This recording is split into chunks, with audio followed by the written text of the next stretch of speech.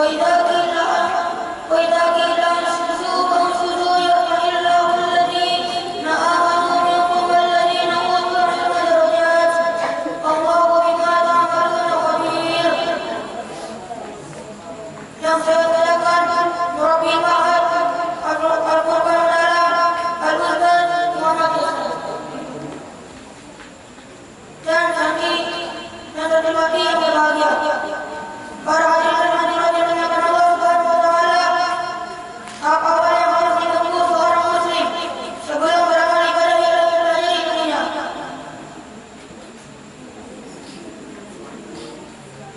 Baiklah,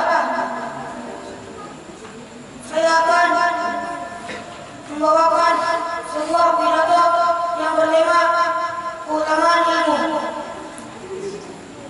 Para hadirin dan hadirat yang dimuliakan Allah Subhanahu wa taala, tahap awal yang harus ditempuh seorang muslim sebelum beramal ibadah ialah mempelajari ilmunya.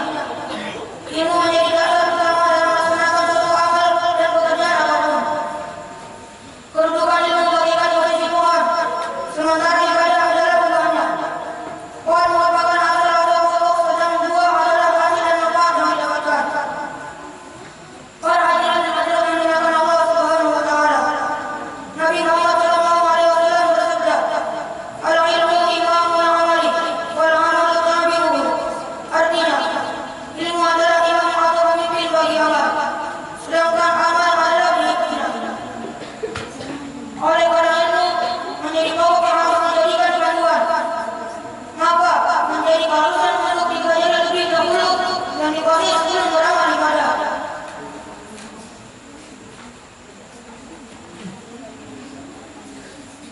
Dan lagi, agar ibadah seseorang benar dan sah serta membawa hasil, maka wajib terlebih dahulu mengetahui siapa yang disembah, barulah kemudian menyembahnya.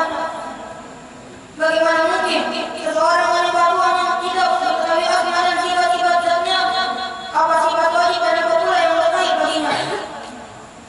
Bisa jadi ia meyakini Tuhan yang disembah itu dengan suatu sifat yang bertentangan dengannya semestinya, sehingga mengakibatkan ibadahnya sia-sia belaka. Selanjutnya, ia harus mengetahui kewajiban-kewajiban syariat yang wajib dilakukan dengan cara yang semestinya, sebagaimana yang diperintahkan untuk melakukannya. Ia